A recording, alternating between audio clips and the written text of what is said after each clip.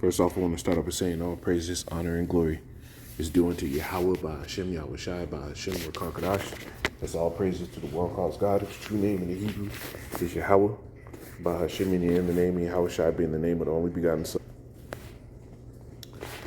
I also want to say double honors to the elders and apostles of Great Millstone. Peace and mercy to the hopeful lake preaching word and truth and sincerity. I'm the brother Tazabah, the Great Millstone, Arizona camp. Lord will, with another video to edify. And I wanted to go in on this video and touch on a point because now Putin's directly threatening, right, nuclear consequences against NATO allies. And what is it causing? It's causing them to start to get troops ready, right? Let me It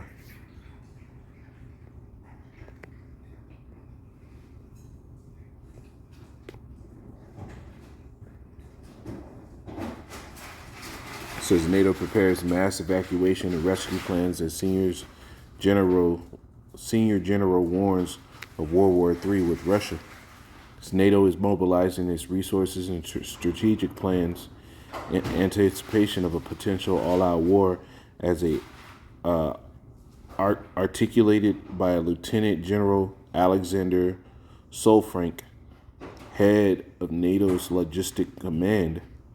This urgent preparation underscores a grim reality that the specter of World War III is looming. Right? It says in these 2.5 years of war with Ukraine, we see how U.S. and NATO support for Kiev has breached one by one all the Russian so-called red lines, up until we come to the frightening position that the West is about to greenlight attacks with its long-range missiles deep inside Russia's territory, a move that can unleash unimaginable consequences. And that's what's happening. As Russia came out, Putin came out and said, hey, we're getting ready to, we really getting ready to fight. And that's prophecy. So I'm going to play this to touch on the real point that I want to grab. And Lord will this all be edifying. To get that territory back, which is a pipe dream, not, as they tell us, an unprovoked attack by Putin himself. Now, Zelensky's victory plan calls for Ukraine to get that territory back, which is a pipe dream, and they want Russia to retreat. But the blue dots that you see here is where the Ukrainian military is currently fighting. Why are they not trying to get that contested region back? Why are they not there? This is not an offensive map. This is a defensive map. That's an offensive map. Clearly. You see? So the reason why it's so tight that you got to pay attention to is the fact that they're showing where this Ukrainian military is. They're not trying to defend their own borders. They're going on an attack inside of Russian borders. And Kiev, Ukraine, has all this support from NATO allies and the U.S. So any attack at that point is fully considered either a NATO ally attack or a U.S. attack. It's no longer them defending their own territory. You can brush it off as we're just supporting aid. Now they're actively in conflict, and all these nations are actively in real conflict with Russia. So, Putin put out his threat today. Let me see if I can grab it. I know it's on here somewhere, man. Like 4 dots there. All of their military, I mean, in their defense, if I was a member of the Ukrainian military, I probably would dig a hole and hide, right? But if they go on that territory, they get killed because Russia is able to hold the line. So I would run far away from that line to send to Ukraine long-range missiles, which is exactly what they said they wouldn't. Inside of there, here's exactly what the White House says they're going to send to Ukraine: long-range missiles, which is exactly what they said they wouldn't send. Guess what else they're going to send is pilots. He says to build Ukraine's capacity for an air force, which they don't have. I will direct the the Department of Defense, to expand training for these pilots. It's pilots. So see. So this is a hot war. This is a very hot war, and prophecies are speaking, right?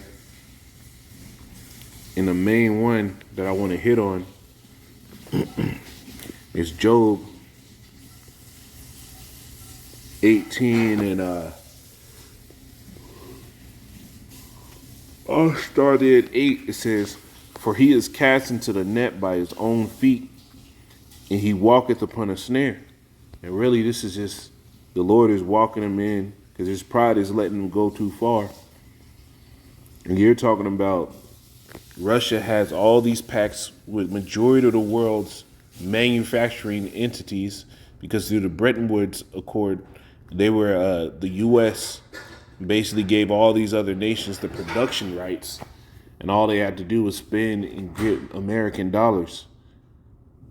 So everywhere else in the world produces what America gets, and they outsourced all that intelligence, people that were skilled in what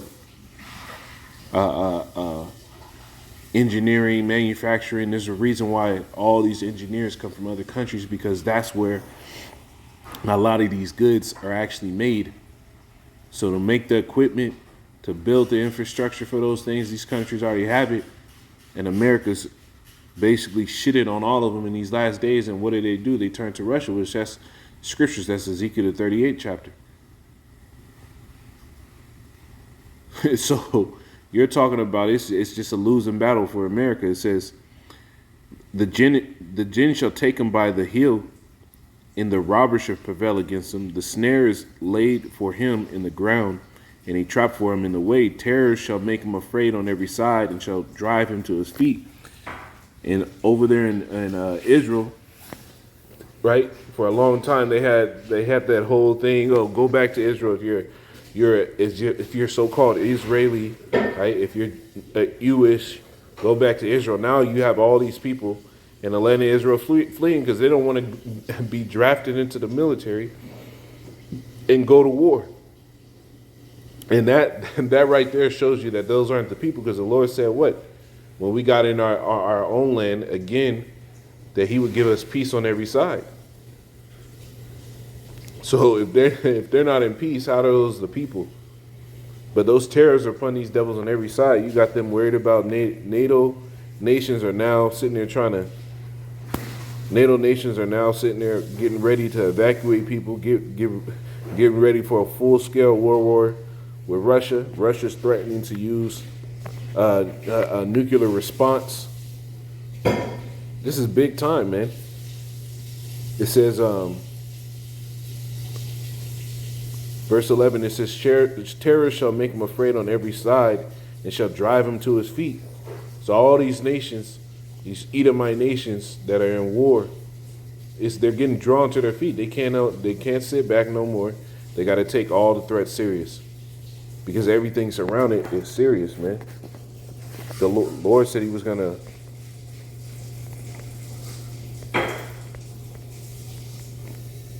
let's get this, man.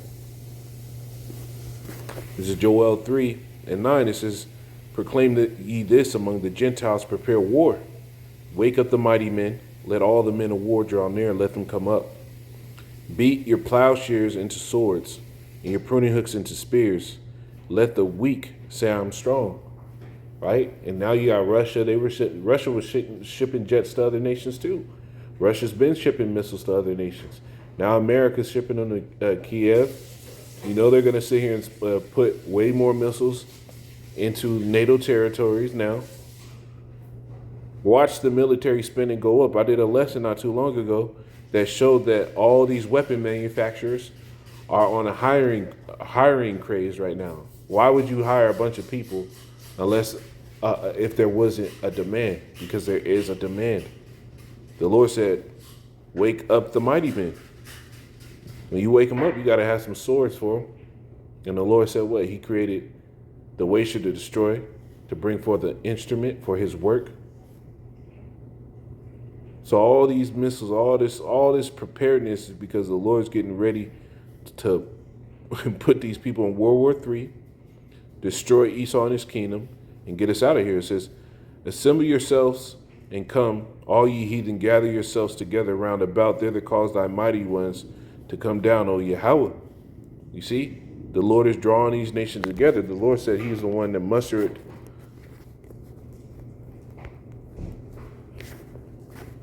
This is Isaiah 13.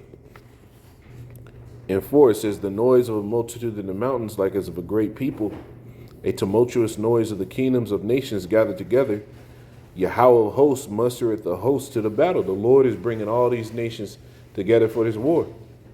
He's pushing Kiev in there. He's telling Esau to send fighter jets and long-range missiles to Kiev so they can use it in Russia while they're sitting there attacking in actual Russian borders and not in Ukrainian borders. So you have an offensive force pushing into a sovereign nation with foreign assistance throughout the whole thing. Now that's a reason to actually get something popping. That's more of a reason, because now you're bringing it closer to its capital. So Russia has no choice right now but to respond. That's why when you go into Ezekiel the 38th chapter, let me get it, man. 1 second. Ezekiel 38, the 1, it says, it's verse 2, it says, Son of man, set thy face against Gog, the land of Magog, the chief prince of Meshach and Tubal, and prophesy against him. That land of Gog, Magog, is talking about Russia. And when you go into the word Russia, it literally means Rosh. What it goes back to literally means prince. So chief prince, right? And say, thus say Yahweh power, behold, I am against thee, O Gog, the chief prince of Meshach and Tubal. I will turn thee back and put hooks into thy jaws, and I will bring thee forth all thine armies, horses and horsemen, all of them clothed with all sorts of armor, even a great company with buckler and shields, all of them handling swords. So the Lord is putting the hooks in the jaw. The Lord is giving Russia no other choice but to fight. The Lord is the one in control, man. Let me go back to that mustered the hope. That's in Isaiah 13 and 5. It says, yeah, they come from a far country, from the end of heaven, even Yahweh and the weapons of his indignation to destroy the whole land, talking about the thermonuclear missiles. And now they're all talking about using a nuclear response. Everybody. You had 2 major explosions within the last 2 weeks that produced mushroom clouds, sonic booms, right? That they were able to see, and that caused seismic activity and picked up heat signatures that are used, picked up in satellites, the heat signatures, which are used to sit here and cue a nuclear response. So if a nation shoots off a missile, the other nations know that that missile is a nuclear missile if it has a certain heat signature. And both of those explosions trigger that response. So we might be already in the time where they're actually using nuclear missiles and they're just keeping this shit hush hush. We're in the time of war. This is what the Lord said. Matthew the 24th chapter. For ye shall have wars and rumors of wars. The scriptures also talk about how Russia was going to think an evil thought and go to the land of unwalled villages. That's America. This place has no bars, no gates, nothing. From sea to sea, the seas are its bars and gates. Right? This place dwells without care, like the scripture says. And now this war is kicking up even further. And we're going to see what it turns into. But this just might just be the time, man. It might really go for it. But Lord willing to satisfy, I'm going to say, call Allah, Yahweh, Bashem, Al Shai, Bashem, Shalom.